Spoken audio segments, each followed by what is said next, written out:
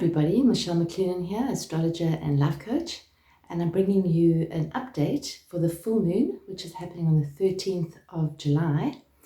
And really this is an update not only for the full moon, but kind of for the next week or two, because this is quite a potent full moon and there's quite a lot of energy that's going to be coming from the full moon and around the full moon and leading up to the full moon.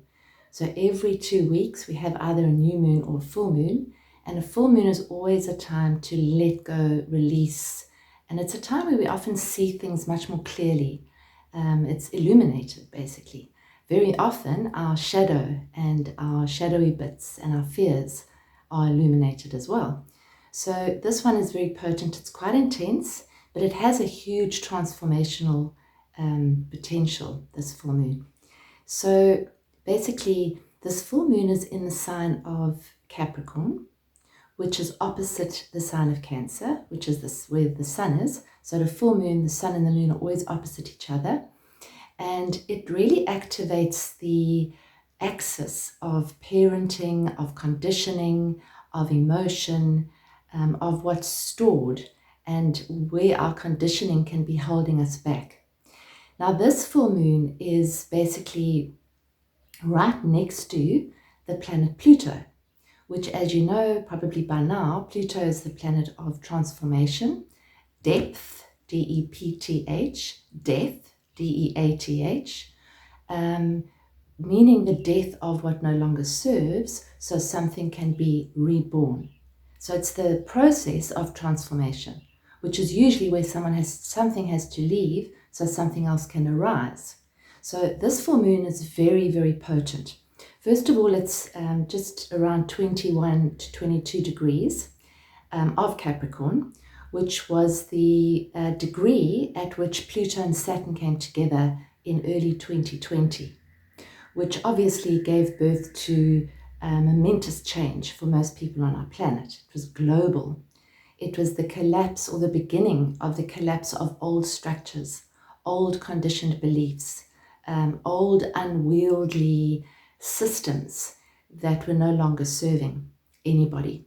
So that is still in play. Those old systems are still burning and crashing. As we can see all over the world, there's been huge change on our planet, not only personally, but collectively as well. We're in a stage where we are transitioning into a new age, the age of Aquarius, which is really taking us back to community, back to away from the patriarchy to some degree, which we've been kind of stuck in for many thousands of years. So there's a lot of transitionary energy happening here, both collectively and personally.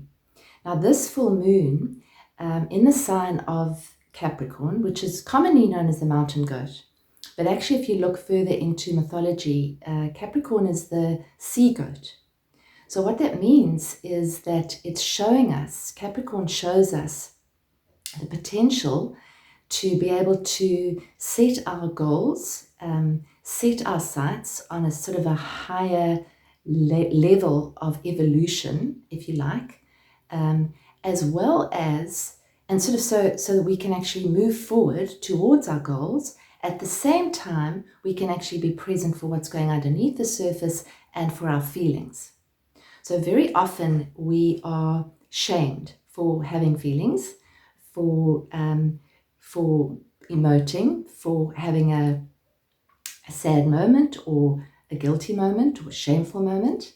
So this is really about seeing it, acknowledging it, but not getting stuck in it. So breaking our attachment to those patterns that no longer serve us. But what the full moon will do, and leading after the full moon as well, is it'll bring it up to the surface. I've said many times before, Pluto is a planet which is related to, it's almost like the plumber of the zodiac. So where is he? Well, he's sitting next to our emotions, the moon, the feminine. So whatever we have repressed, whatever we have pushed down, whatever we have disowned can come up to the surface. It's not bad. It's not shameful. It's just so that we can see it. And then we can ask ourselves, is this serving me still? So this old pattern, this old victimhood, this old fear, how can I liberate myself from it? This is really the evolutionary axis that we're talking about here.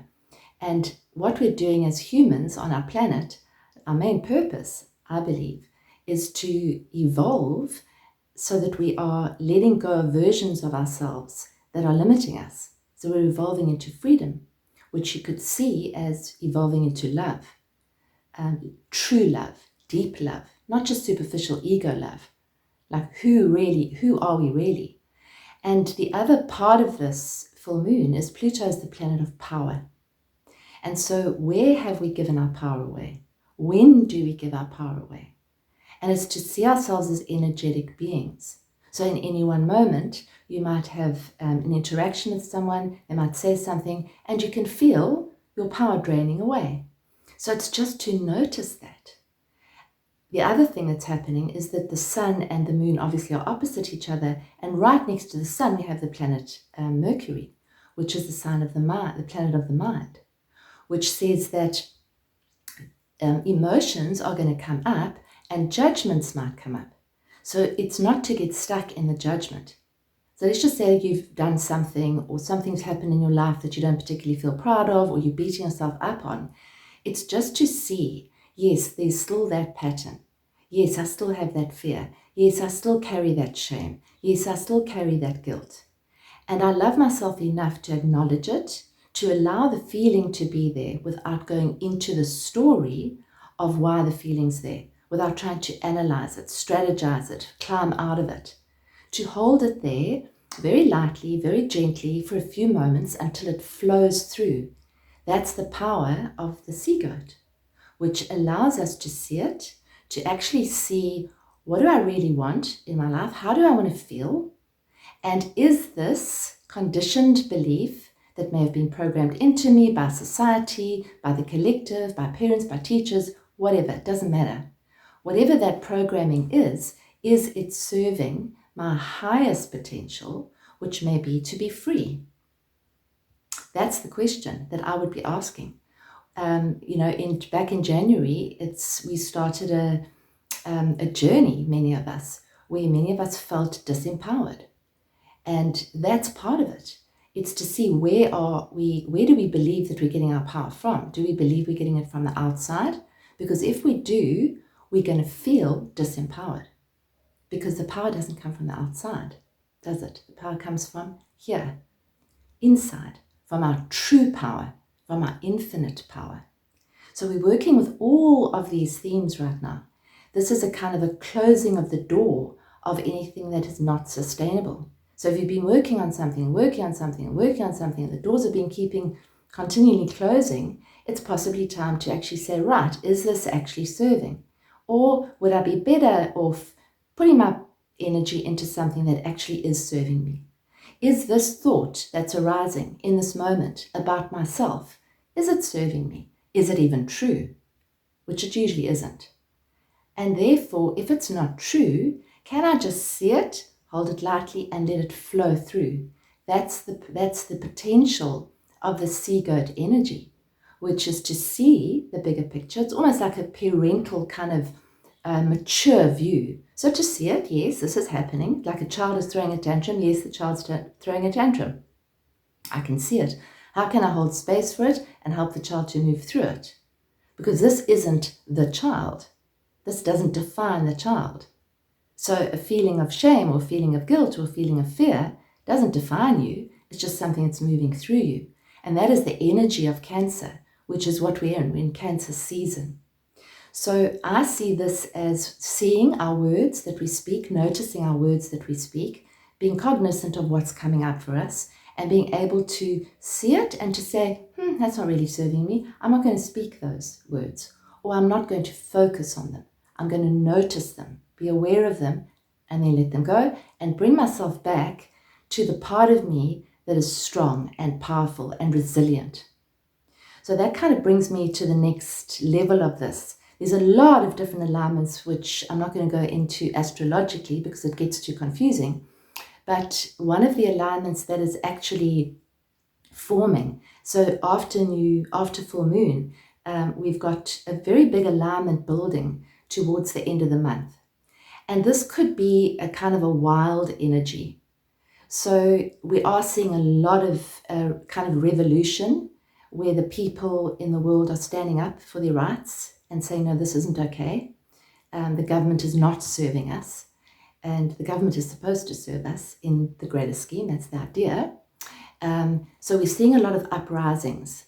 And what I'm really saying here is this is about building resilience so that we can actually navigate whatever's ahead, whatever's happening. So it's to see what's happening, to feel the feelings, and to bring yourself back over and over again to that empowered place, not the disempowered place of I'm just a little person and all this is happening around me and it's all defining me and what's going to happen to me, but to actually step into the power of who we really are as true spiritual, amazing, incredibly powerful beings. So that's how I'm actually seeing this energy, to ask what has been buried, what have I repressed, what is coming up for me now, and to hold a space for it. Not to define yourself, not to get stuck in it, but just to see it. And as usual, I drew a card for the full moon. I don't always, but sometimes I get a feeling that I should. It's very interesting because it's the card Thecla. It's again from the Divine Feminine pack. And Thecla was known as the prophetess of true power. So her message, and the message that I believe is very potent for all of us right now, is I call my power back from all times and all places. I am my own. So Thecla basically was around in the 2nd century, apparently, and she had a call to teaching and healing in the Christian movement. And she was basically listening to the teachings of, they say, Paul teaching about Christ. And she listened to every word. She was then supposed to be married to someone, an arranged marriage. And she, because she was called to do her own ministry, she declined the marriage proposal and was therefore sentenced to be burnt, which is kind of what they did in the old days. Apparently the legend goes, or the myth goes, or the story goes, or maybe the truth goes, that just as the flames were surrounding her, she made the sign of the cross and a huge storm put out the fire. She then found Paul, who'd been the teacher. She cut her hair short and told him that he should give her the seal of Christ so that no trial would touch her. And if you look at Christ, if you look at the energy of Christ, it's the energy of love. That's what the energy is. So she's asking to be baptized into the energy of love, the way I read it. Shortly thereafter, a president of the Council of Syria tried to take Thecla into the streets to be his bride. She tore off his cloak and took off the crown from his head and publicly shamed him for trying to take her without consent. She was quite a potent, powerful woman. She was then sentenced to death by wild beasts. And you can see this as suppressing the feminine and suppressing the female power. Because there's great strength in the feminine, not just female. This applies to all of us.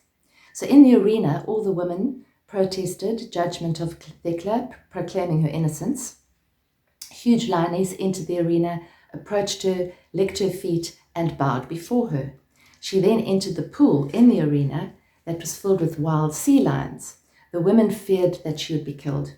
She declared, "In the name of Christ, I baptize myself." Suddenly she was shielded and protected by a great ring of fire, and a glowing white robe appeared on her body. Paul tells her at that point, or thereafter, "Go and teach the word of God." Apparently she then did so, and she lived until 90 and enlightened many. So if you just take that as, in the context that it is, and you see what is the meaning of this.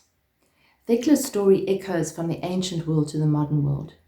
Your life is up to you. This is very, very much a Capricorn theme. Yes, there is power of prayer, of faith, of asking for all possible spiritual support. There is also the divine will within us. It's a will that's aligned with the soul's purpose.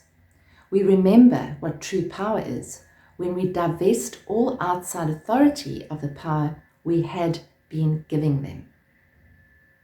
Power is calling back all the control we give to others to dictate our lives. our potential life partners, our family members, our culture, even our ego's idea of who we should be. So that's power, calling back the power of the conditioning that might have been handed down to us.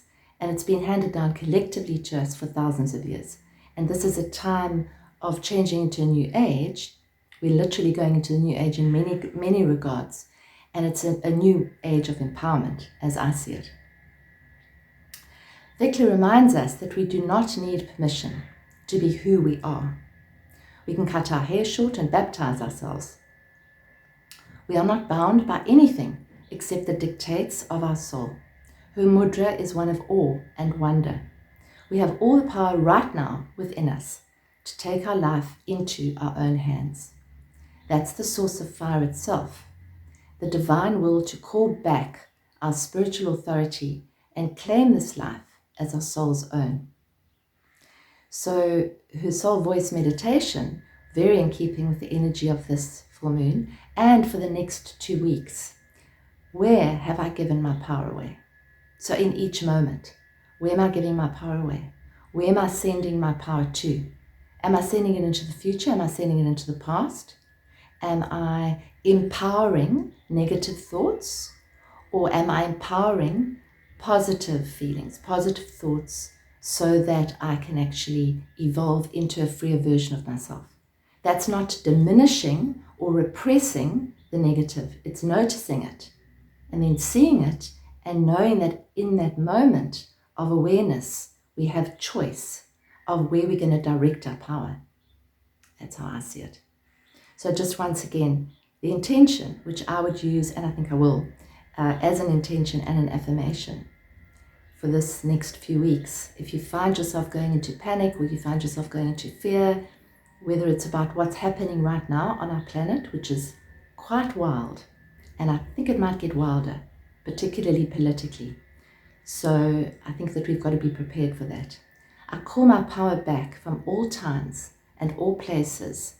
I am my own. So I hope that's helped you to navigate these energies, just on a practical note, because, we are living human lives. There are huge food shortages on our planet. Obviously in South Africa we deal with load shedding as well, which is creating a little bit more chaos. There's a lot going on politically right now everywhere. And so it's a good idea to also use this Capricorn energy, which is sensible and responsible, and to say, if I were in a difficult situation, what would I do? How would I protect myself, my family? How would I feed myself, my family? And it wouldn't be a bad idea to get some stocks of food, just with everything else that I'm seeing as well, just for a couple of days, a couple of weeks. I think that we all saw, if you live in South Africa and you're aware of it, it was a year to around about this day, I think, that we had the riots in Natal. And, there was a big, major food shortage. People couldn't get food, couldn't get petrol. So fill your cars up, buy some extra food, buy some long-lasting food, just, to have it in a store. It's not a bad idea. So if you've enjoyed this, please subscribe to my channel. Hit the notification button so that you are made aware of when I put a video out, which is once every 2 weeks. That's about it from me. I'm available for consults, coaching, or astrology consults. So if you've had your chart done, it's always a good idea to see how these energies are playing out, because there's big energy playing out right now. And as I say, it's moving towards an energy which is actually assisting us in stepping into this true power, into stepping into our true purpose, which is around liberating ourselves. So you feel free to message me or to email me. The information is below. Thank you for joining me, and blessings on the full moon.